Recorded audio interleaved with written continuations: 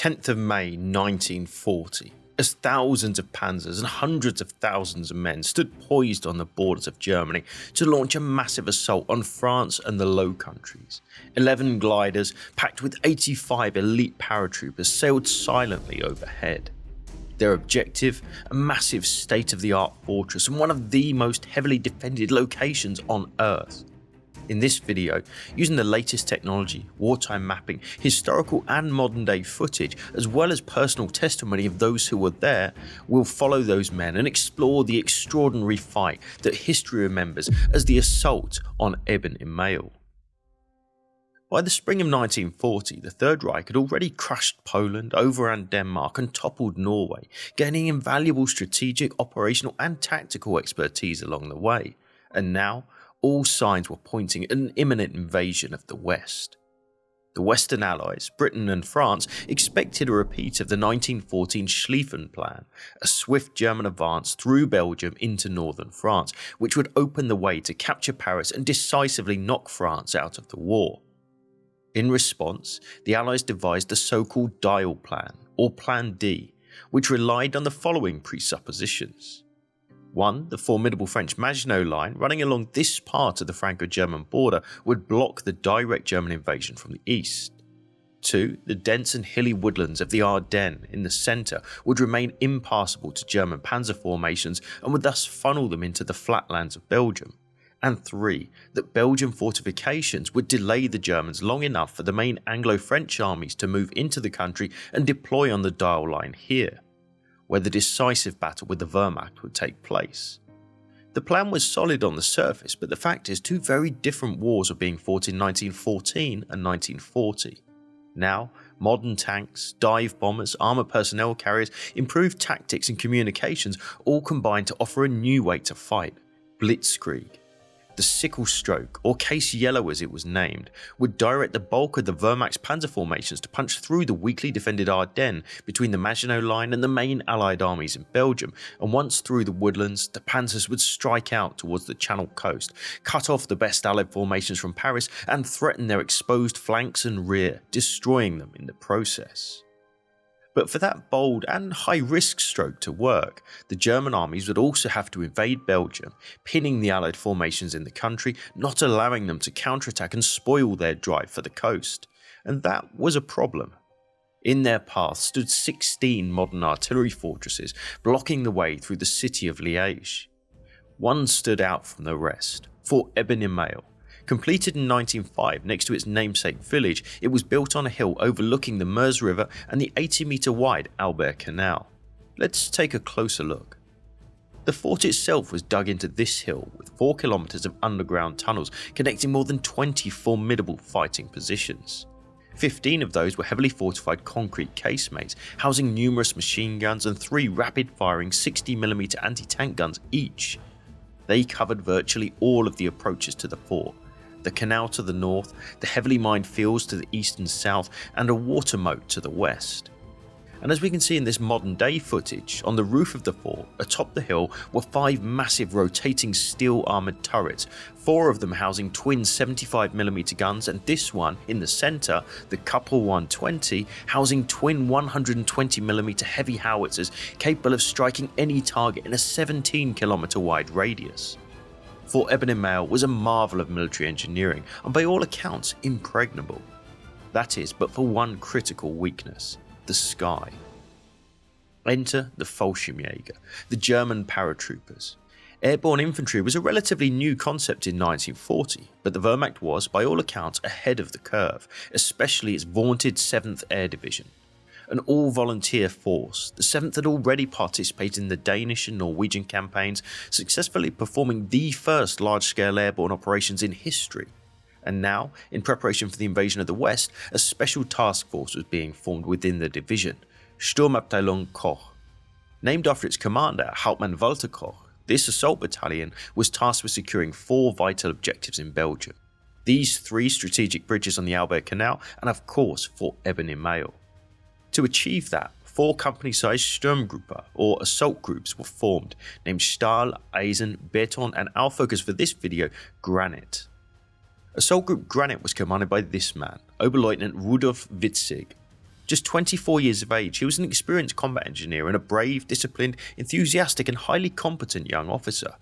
His second in command was 27-year-old Oberfeldwebel Helmut Wenzel, a tough and knowledgeable East Prussian disciplinarian and another skilled combat engineer.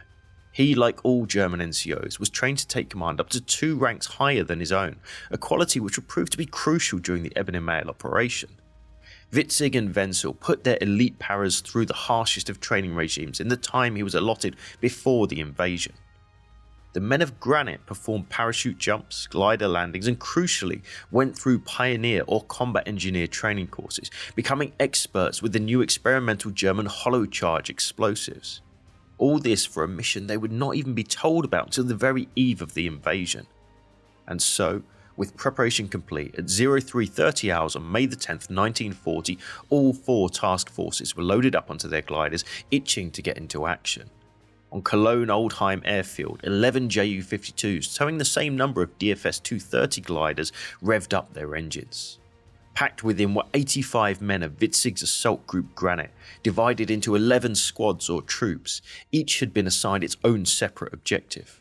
After months of training, the hour had finally arrived. The Blitzkrieg was about to be unleashed. Here's Jäger Wilhelm Alefs of Troop 7. Suddenly, a jerk of the glider being towed thrust me backwards into my seat.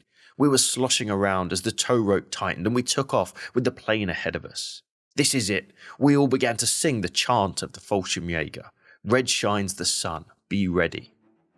At about 4:30 hours, with the red sun peaking on the horizon, the advanced glider broke out of the morning mist and descended upon the fort. The guards at the anti-aircraft emplacement were stunned to see an unmarked aircraft land literally right on top of them.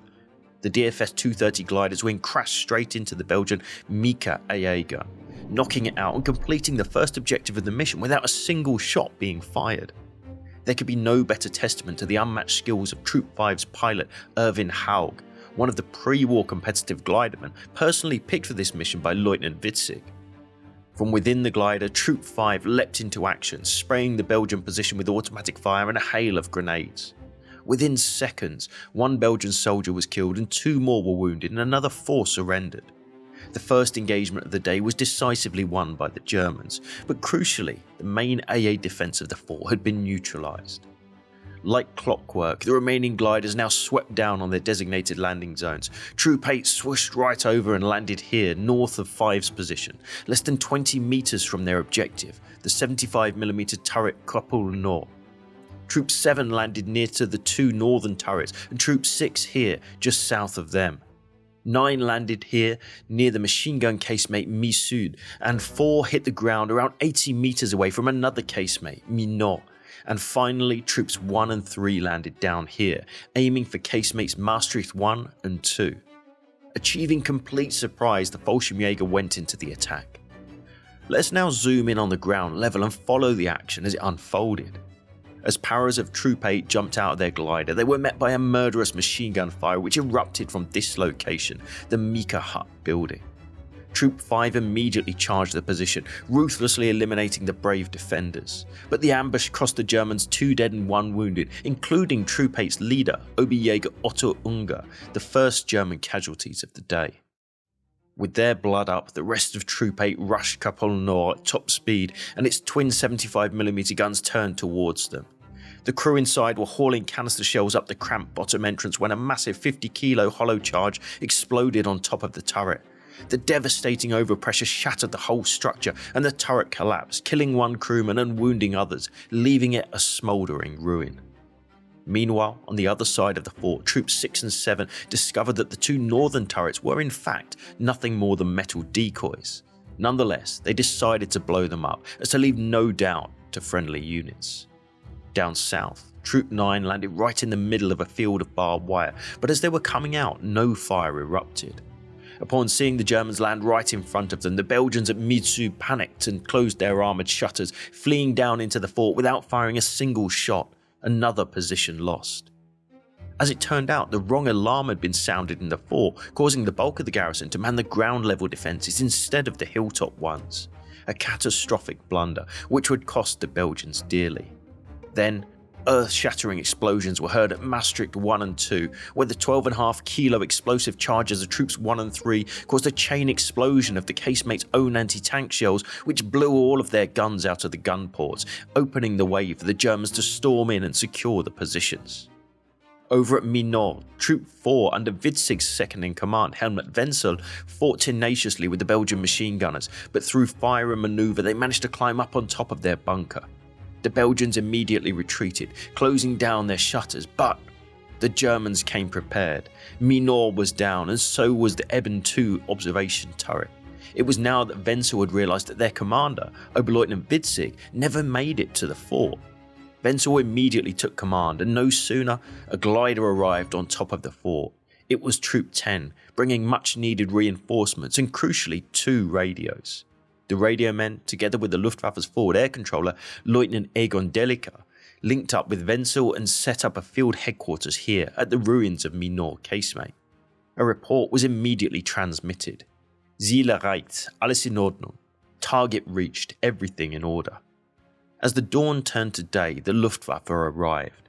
Unchallenged, squadron after squadron of Ju-87 Stuka dive bombers howled in to provide support, while the newly arrived Troop 10 secured another casemate, Wiese 1. From the fort, the hard-pressed Fallschirmjägers waved at the friendly Stukas, marking their positions with the stretched-out swastika flags on the captured bunkers. The airstrikes were superbly guided onto their targets by Lieutenant Delica, wreaking havoc among their defenders. However, the Germans' ammunition was running critically low, so Delica called in 2 Heinkel 111s who paradropped 2 much-needed crates onto the fields here. But by now the Belgian defenders were fully awake and aware of what was happening, turning their machine guns, mortars and artillery on the fort's roof and laying down a withering fire. Captured bunkers provided plenty of cover to the Fallschirmjäger, but the fire made it impossible for them to retrieve those desperately needed ammunition crates, so they resorted to a more ruthless method. At gunpoint, they ordered their Belgian prisoners to go out and retrieve them. Seeing their comrades out in the field, the defenders momentarily ceased fire, allowing them to bring the ammunition to the enemy. Not that it mattered now anyway. The Fallschirmjägers had already knocked out most of the fort's artillery, and a major German victory was all but secure within just 20 minutes of the first glider touching down. Then, yet another explosion, this time from here, Kapul Sud, silenced by Troop 5, which retreated back here to the Mika hut and proceeded towards the fort's main turret, Kapul 120, which until now had remained suspiciously silent.